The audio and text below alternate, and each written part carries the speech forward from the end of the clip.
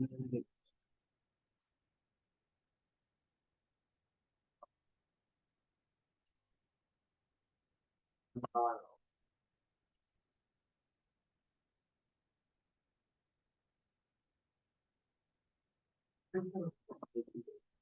right.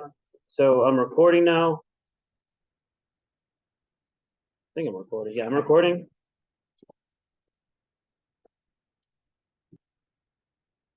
Let's get started. So everything I'm doing today is off the homework. I'm going to get that out. We're starting with number 2.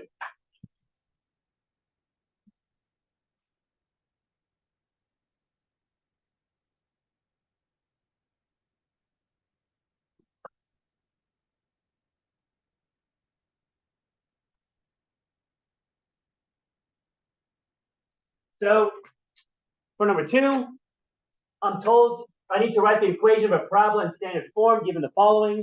The focus is negative 4, 5. The vertex is negative 4, 7. So anytime I have a problem like this, what I'm going to do is I'm going to just kind of draw a picture of it. So a vertex of negative 4, 7. So if I had something like this, negative 4, 7 will be, see up here, that's my vertex. My focus is negative 4, 5. So I'll be right below it right here. That's my focus. And my graph is going to end up looking like this. I'm going to go up and down. Honestly, I don't care for the directrix. It doesn't give me anything useful for the equation. But what I do care for is the p-value. So this x value right here for the vertex is at 7, while the y value of the vertex is at 7, and the y value of the focus is at 5. That means I have to go down 2 to go from my vertex to my focus. So that tells me that p is negative 2, so I have to go down. You also know it's going to be negative 2 because it's opening down. So 4p is negative 8. So from there, I just have to use my vertex and put it into my form. And since I'm opening down, I know my x term is going to be squared. So it's going to be x plus 4 squared equals negative 8 y minus 7. Or yeah, y minus 7. And that's the equation of this function.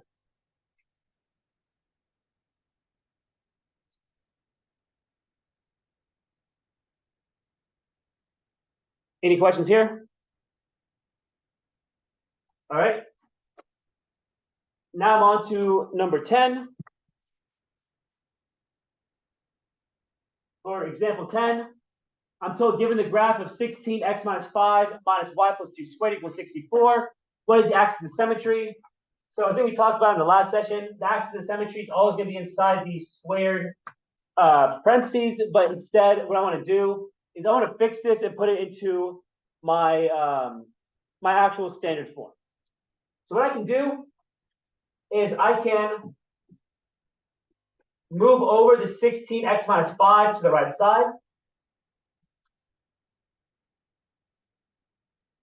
I can move it over to the right side. Go around the turn.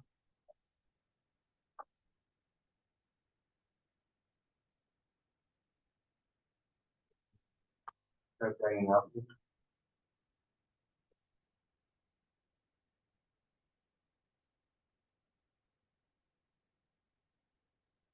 All right. So negative of y plus 2 squared. I'll move the 16x minus 5 to the right side. That's going to equal negative 16x minus 5 plus 64. And then I'm going to multiply everything by negative to get y plus 2 squared is now positive 16x minus 5 minus 64. And to put this in the standard form, what I need to do is I need to put this 64, this negative 64 inside the parentheses. But to do that, I'm going to have to distribute out that 16 and then refactor it out. So you get is 16x minus 144 And when you factor out 16, I'm left with, is that 9? Right? 9. 9. So you get that. I didn't need to do any of that, but I just kind of wanted to show you guys how if we give you something kind of weird, kind of funky like that, how to put it into standard form. Like sometimes you actually have to break apart your parentheses to kind of shove stuff back in and put it into the correct form. Like in this case, I have to kind of distribute the 16 inside the x minus 5, put the 64 inside, and then refactor it all out. That's kind of what I wanted to show you here. In this case, the axis of symmetry is y equals -2. It's going to be inside the square parentheses. Any questions about that? All right. 12, find the focus of x equals 1 over 12, y plus 2 squared plus 5. So to find the focus, the first thing I'm going to do here is I'm going to fix the equation and put it into standard form. So I'm going to subtract the 5 over to get x minus 5 equals 1 over 12, y plus 2 squared. Then I'll multiply both sides by 12 to get 12. X minus 5 equals y plus 2 squared. Right, so that's how you fix it and put it into standard form. After that, my vertex is at 5, -2. So you can kind of make a rough sketch right here. So at 5, -2, just put it right there. And I know I'm going to open to the right. Since I have y plus 2 squared, my y is being squared, and my 4p term is positive. So I know I'm going to open to the right. And I know that 4p is 12. So p is 3. So what that means is I'm going to go from this point of 5, -2, right here in the vertex. I'm going to go right 3 to find the focus, because the focus is inside the parentheses, or inside the parabola, sorry. So you go right 3 from 5, -2, you get 8, -2. So your focus is at 8, -2.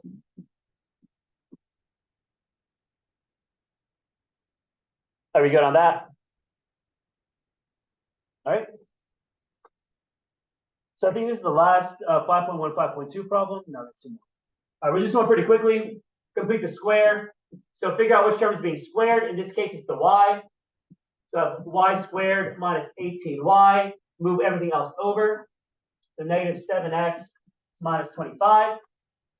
That 18, I'm going to divide it by 2 and square it. So you get a positive 81. Add that to both sides. Right, take your b term, divide by 2 and square it. When you put on one side, you put to the other. This factors out to y minus 9 squared.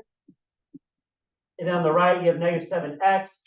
That gives you the 56. Positive 56. All you need to do now is factor out a -7. You look with x minus 8. And that's how you convert it into, it says vertex form, but this is standard form. That's what we care for. This will be cared for. So figure out what variable is being squared, put it on one side, shove everything else over to the right side. That's why -7x minus 25 is on the right now. And then you complete the square with the y's or whatever term is being squared, and you get your answer. All right, so now we're doing a quadratic linear function. To solve this out, what you want to do is you want to solve for either x or y and substitute it into the other. So in this case, the second equation of x plus 3y equals 2. I can subtract that 3y over to get that x equals -3y plus 2. Then I can take it and plug it into the first equation. So I get 2 times this -3y plus 2. Then I have a -y squared, and that all equals 4. Distribute your 2 in. See, -6y plus 4 minus y squared is 4. And then I'm going to start adding like terms and kind of rearrange it. So this -y squared goes first. -6y goes second. Subtract the 4 over, and you get 0, and it's all equals 0. Everyone with me? All right, so here I don't like a negative leading coefficient, so I'm just going to multiply everything by negative. And then I can factor out this y. right? Y squared and 6y both have a y, so I can factor that out to get y times y plus 6. So that tells me that y needs to be 0 or negative 6.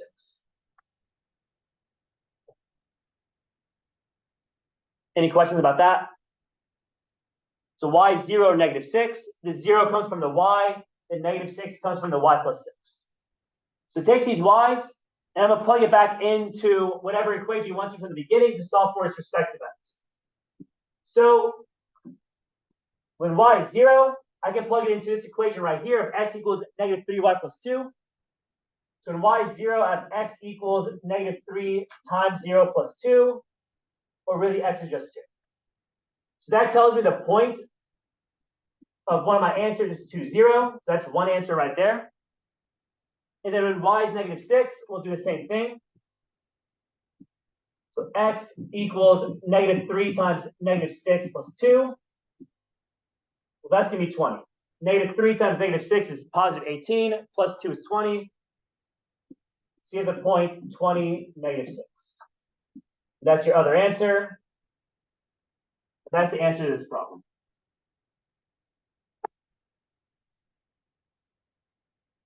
Any questions about that? Does that make sense? All right, let's keep going. So now we have some of the bigger problems.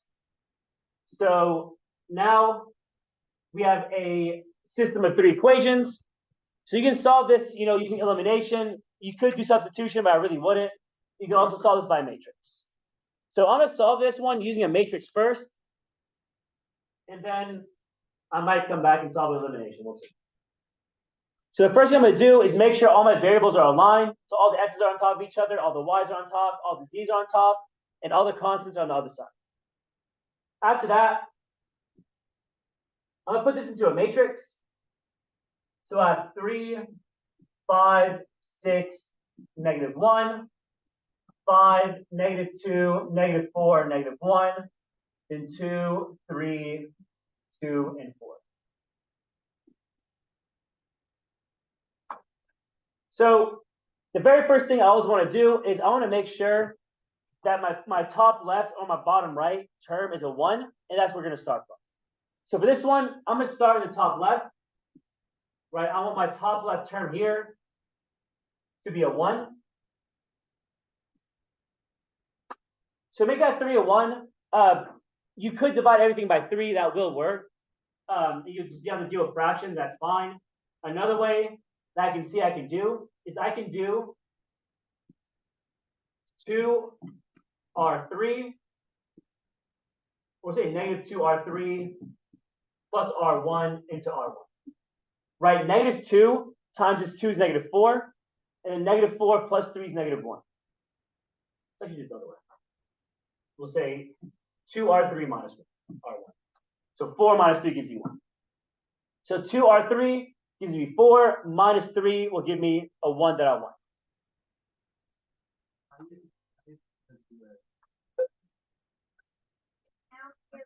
You are not with a coach, director, sponsor, or tutorials with minus r1 plus 2. Wait, say again? Row 3. Row 3. Negative 2. That's the same thing. Yeah, you're right. Sure, we'll do that. Why not? It's all the same thing. As long as you get 1 there, it doesn't matter. So you said negative 1 times row 3 plus row 1. Oh, then row 3. Yeah, there we go. That works. It doesn't really matter. As long as you get a 1 there, that's all that matters. Is that going to say as well? Yeah, it doesn't matter. It all works out. You get the right answer either way. Yeah, we can go this way. So negative r3 plus r1. So negative 2 plus 3 is a 1. Negative 3 plus 5 is 2. Negative 2 plus 6 is 4. Then negative 4 plus negative 1 is negative 5. And nothing else changed.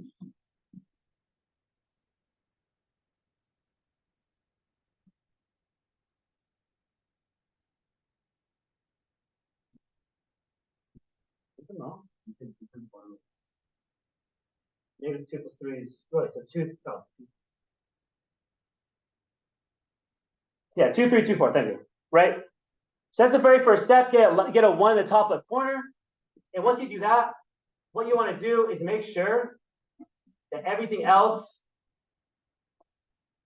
in that same column is a 1, right? The pattern is you start in either the first column or the last column, get your 1 where you want it to be, and make everything else in that column a 0. So I got my 1 in the top left corner. Well, now I need to make everything else in that column a 0. So there's 2 row operations I'm going to do here. I'm going to do them both at the same time. So the first one is I can multiply row 1 by -5, add it to row 2, and that's your new row 2. Right, when I multiply row 1 by -5 and add it to the 5 below it, it cancels out to a 0. And I can also multiply row 1 by -2 and add it to row 3, and that's my new row 3. Right, -2 times row 1 is -2, plus 2 is 0. So row 1 is not going to change. 1, 2, 4, -5. Row 2 is now -5 times row 1 plus row 2. So -5 times this first 1 plus the 5 below it is 0. -5 times this 2 is -10 plus -2 is -12. -5 times 4 is -20 plus -4 is -24. And -5 times -5 is a positive 25 plus -1 is a positive 20. Are you okay with that? Have you got that first row, the second row, sorry? Now I'm going to do the same thing for that third one. -2 times row 1 plus row 3. So -2 times 1 is -2, plus 2 is 0. -2 times this positive 2 in the first row is -4, plus that 3 in the third row is -1. -2 times 4 is -8, plus 2 is -6.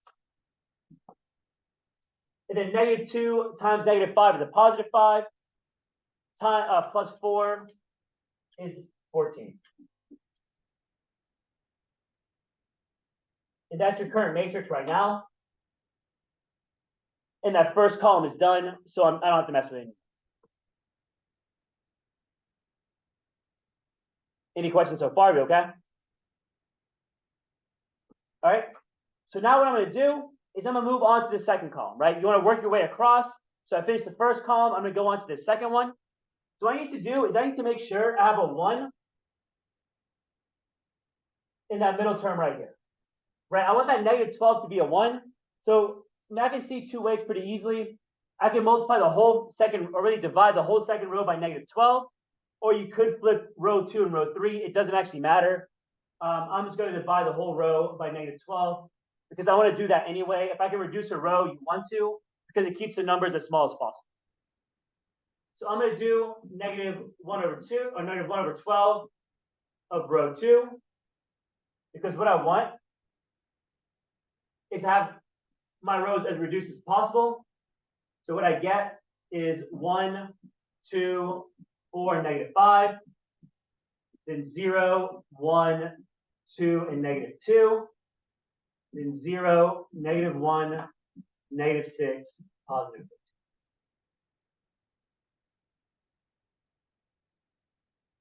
So I got a 1 in my second column where I want it to be.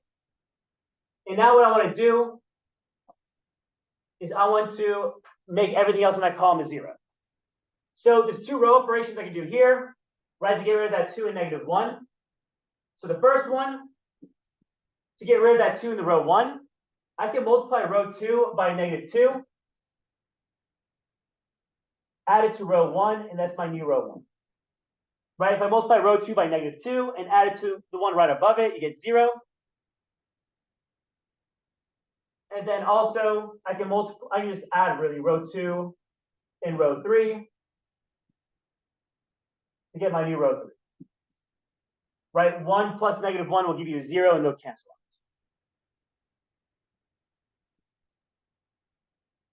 So from here, row 1 is -2 times row 2 plus row 1. So -2 times 0 is 0, plus 1 is still 1. And then -2 times 1 is -2, plus the 2 above it is 0. -2 times the 2 in row 2 is -4, plus the 4 above it is 0. Then -2 times -2 is +4, plus -5 is -1. Row 2 didn't change. That's the one I'm keeping the same, or the one I'm using to cancel out the other rows. Now row 3 is row 2, just row 2 plus row 3. So 0 plus 0 is 0. 1 plus -1 is 0. 2 plus -6 is -4. -2 plus 14 is +4. You getting it? That's great. All right. Are we good so far? So the first and second columns are done. Good. Yeah, technically you don't have to solve it out anymore. You're right. Like from here, you could stop. You can see from this third row that from this third row right here, you can see that z -4z is 12, or that z is negative. You can see it from there, and you can see that from the second column or the second row, right? The second row is telling you that y plus 2z is -2. So you can use that to solve for z, and the first row is actually already done too. You just say that x is -1.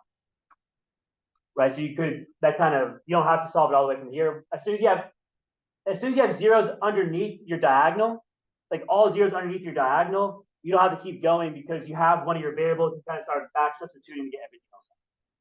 Does that make sense? All right, but we're gonna finish up the matrix because we're pretty much done anyway, like 1 to 2 steps away.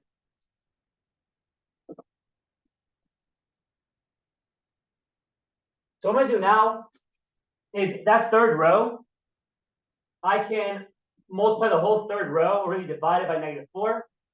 So say -1/4 R3. So what you get is that row 1 is in change 1, 0, 0, -1. Row 2, 0, 1, 2, -2.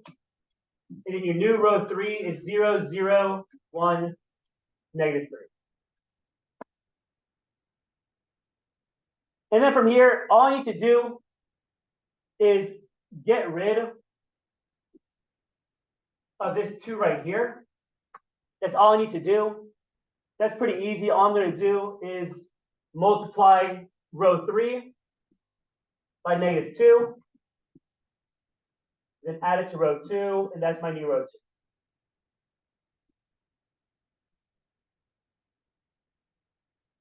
So row 1 doesn't change.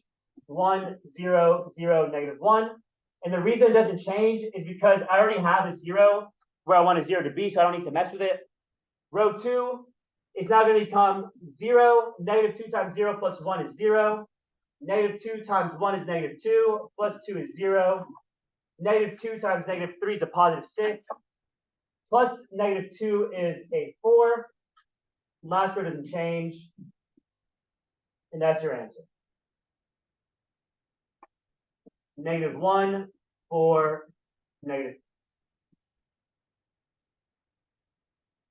Make sense? Any questions about matrices before we move on? Go ahead. I'm like number 42. What's 42? I don't know. I don't know. Let me see. 5. So 5 of them? 5 by 3? Yeah, sounds kind of fun. Yeah, so that one, the 42, that one, I mean, I think this whole section I got this problem from is meant for you guys to do it by elimination. So like this problem number 40, I would also know how to do it by elimination as well, not just matrices. This time at the end, I might come back and redo it as elimination just to kind of show you guys how to do it. But 42, what you're seeing there, that one actually isn't that bad of a problem. It looks hard. It won't be on the test. I'm not gonna. I'll tell you that. But on the test, I'm not gonna tell you that. But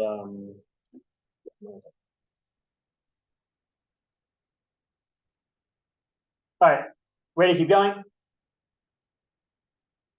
Just not to do all of them. I think the problem on the test here will basically be like, I think how we usually do it, like we're not really picky about it. You need to know how to do matrices for sure. But I think the problem we have like this on the test would be, it's pretty much going to say solve it however you want. But you still need to know how to do elimination and use matrices. All right, let's keep going. So now let's do a 2 by 2. This was a lot easier. So to put it into your matrix, it's pretty easy. So 3, 7, -2, then 1, -3, 10. And then we use Gauss-Jordan to solve it out. So the steps for solving a 2 by 2 matrix is the same as solving a 3 by 3 matrix. You go column by column, and you want to start by making the top left a 0, or sorry, a 1, or the bottom right a 1. So you want to start by doing that. Top left a 1 or bottom right a 1. So the easiest way to do this is I can just kind of flip row 1 and row 2.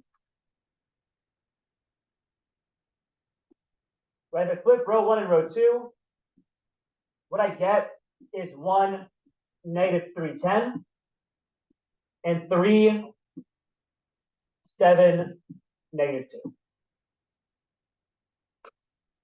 So that's the easiest way to get a 1 in the top left corner. And once you do that, you're gonna do it the same way. Get your 1 on the column and make everything else in that column a 0. So in this case, I only need to make this 3 a 0. So all I'm gonna do is -3 row 1 plus row 2 into row 2. I guess somebody has a tip for matrices. If you're solving these, my rule of thumb, what I like to do whenever I'm solving these, is I don't like, y'all see this middle part right here? You highlight it. This second term right here. I would never actually mess with that. I'd always leave it as a positive if you can. The middle one. So like the one I'm changing is the one I'll try not to change. I'll try not to mess with it. I'll make it a negative at least. So I wouldn't put like 3R minus R2. I'll try to keep it at -3R1 plus R2. You don't have to, but I think it just makes it a lot easier to solve. Right, just make sure basically the second one is positive, right here on this top of here. Everything here was always a positive, right? And that's kind of how I would try to go about it. So when these are positives, it makes it, in my opinion, a lot easier to solve. Does that make sense what I'm saying? All right. So go back to this problem. So I have -3R1 plus R2. So my first row isn't going to change. My second row, you're going to multiply the first row by -3 and add it to the second one. So -3 times 1 is -3, plus 3 is 0. -3 times -3 is a positive 9, plus 7 is 16. -3, I'm not sure about negative there. But -3 times 10 is -30, plus -2 is -32. That's what your matrix is so far. So the first column is done. We'll move on to the second column, where I want to make this 16 into a 1. And the easiest way to go about that is to just divide the whole second row by 16. Or really just multiply by 1/16. Same thing.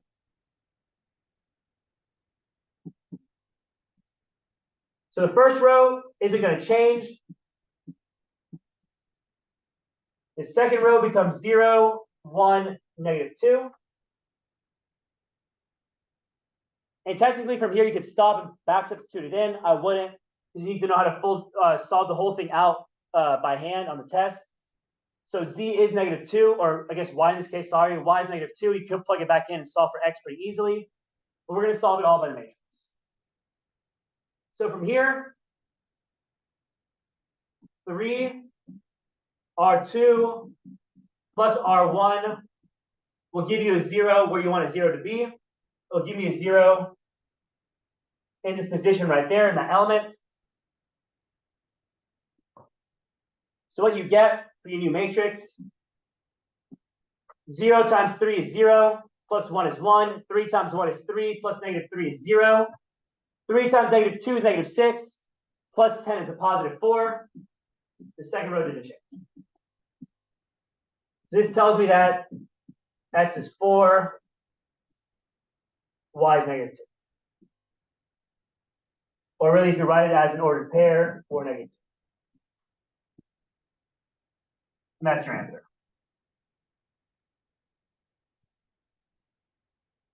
You have to do the whole thing. There'll be a question that says complete the whole thing without stroke. So you need to make sure you do the whole thing, not just stopping at halfway and backwards. But it's not too bad, right? Just like even the last problem, it was really just one extra step, right? Just kind of delete that 2 right there. It was one extra step to kind of get it done. But it's not too bad. Any questions about this? Are we okay? All right.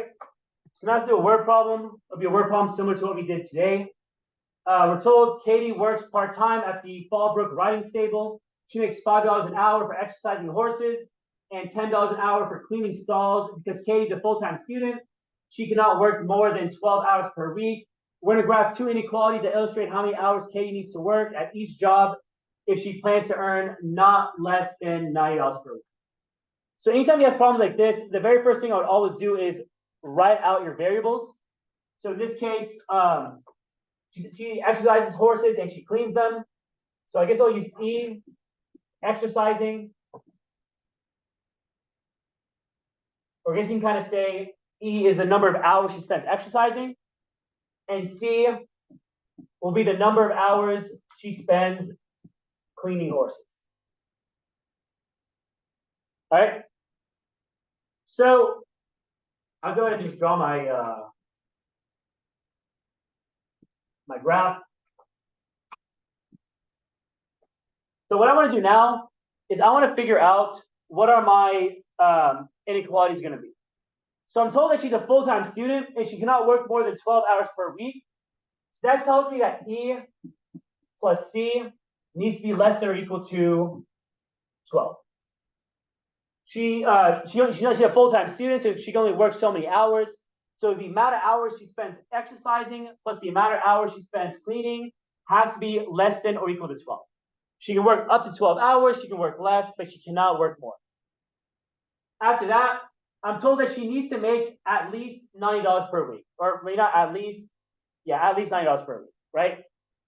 And I know that she makes $5 per hour exercising horses and $10 an hour cleaning stalls. So I know that 5E plus 10C needs to be greater than or equal to 90. Right? She wants to make at least $90 per week. And she makes $5 per hour exercising horses and $10 per hour cleaning stalls.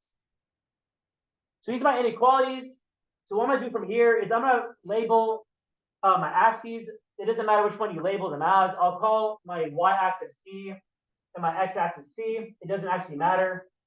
Just that your picture will kind of look like it's been flipped. Right? So what I'm going to do from here is I'm going to grab my inequalities, and I'm going to do that by figuring out their x and y intercepts. So for E plus C is less than or equal to 12, well, what happens when E is 0? When E is 0, what you get is that C is 12. And what that is that's going to be your x-intercept, right? It's basically saying, since E is on my y-axis, it's saying when y is 0, what's your x, right? It's telling me my x-intercept is 12. So we put 12 in this right. And then I can do the same thing for when C is 0. When C is 0, you get that E is 12. So C is kind of like my x. So I'm basically saying, well, when x is 0, what's your y, right? That's your y-intercept. So when x is 0, my y, or in this case, my E, is 12. And since it's a linear function, if you have 2 points, you have your function. It's just going to connect the dots, and you have your function. And this, if I go back to my inequality, the inequality says it needs to be less than or equal to 12. So I need to shade what's underneath this inequality.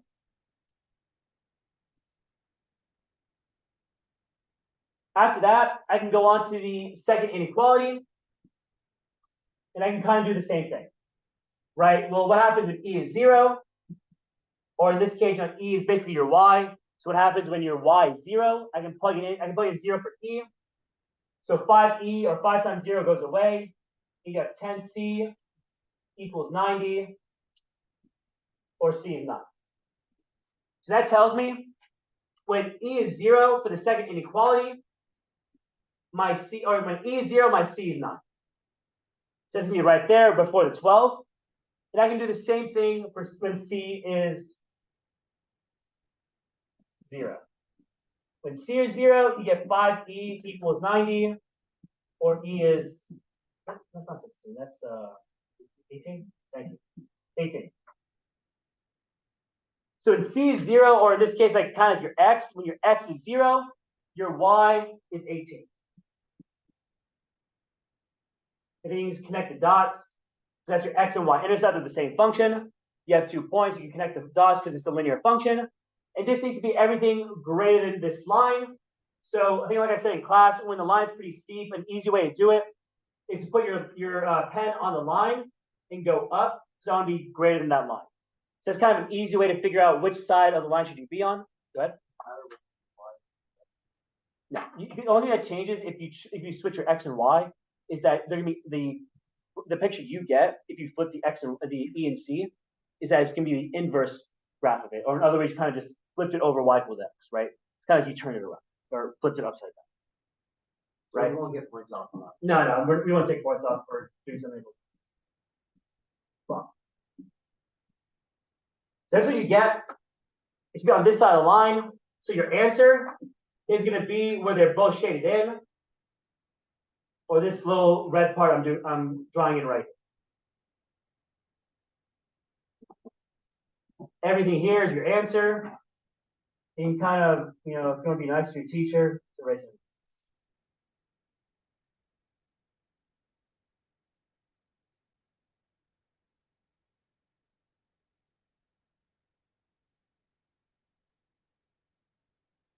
Any questions about that?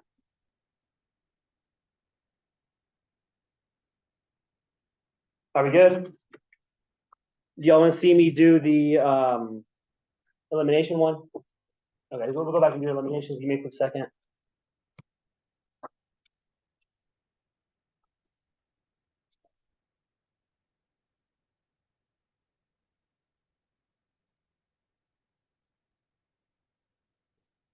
All right. Let's go back here. And we'll redo this whole thing with elimination.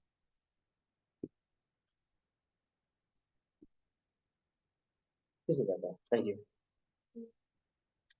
All right. So for 40, I have 3x plus 5y plus 6z equals -1, or whatever it is. That's what I have. So to do elimination for this one, what you want to do is you want to pick which variable do you want to eliminate and make 2 equations without that variable. So in this case, I don't think any of them are really that. Well, it looks like z will be the easiest in this case. I'm gonna use z. The reason I'm picking z here is because I see I have a 2z right here, and 2 is a multiple of both 4 and 6. So it'd be pretty easy to get rid of the -4 and 6 above it. So that's when we choose 2, because 2 is a factor of both -4 and 6. It's easy to get rid of. So I'm going to go ahead and label these equations 1, 2, and 3. And what I want to do is I'm going to use equation 3 to get rid of the -4 and 6 above it because it's factors of each other, right? So what I can do is I can multiply equation 3 by 2 and add it to equation 2.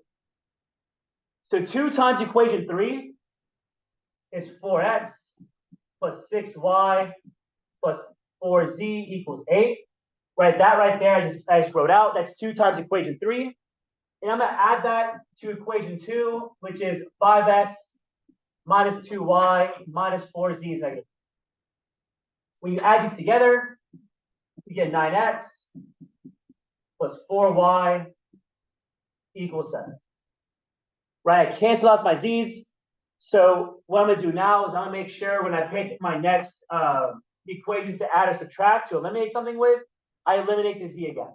So this right here, I'm going to call equation 4, just to kind of keep everything organized. So I'm going to do the same thing again. And I'm going to use equation 3 again, just because that 2 is a factor of 6, so it's pretty easy to get them to cancel out. So I can multiply equation 3 by -3 and add that to equation 1.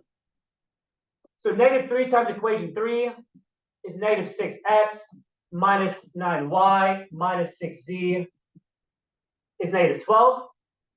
Right, that's -3 times equation 3. And equation 1 is 3x plus 5y plus 6z is -1. So I can add these together. So -6x plus 3x is -3x. -9y plus 5y is a -4y. The 6z's cancel out. That's exactly what I wanted. And that equals -13. And then before I put this as equation 5, I'm just going to multiply everything by negative to make it positive and just, nicer to work with. And that's equation 5.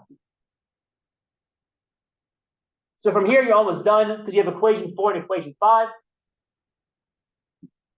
So 9x plus 4y equals 7. That's equation 4. And 3x plus 4y equals 13. That's equation 5. Right, this one actually looks pretty easy to work with too, because you see these 4s, they cancel out. So I can just kind of go right ahead and just subtract these together. 9x minus 6x is 6x.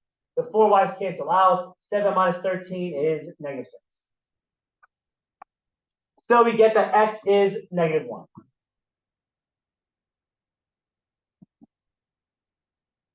Everyone with me? Are we okay?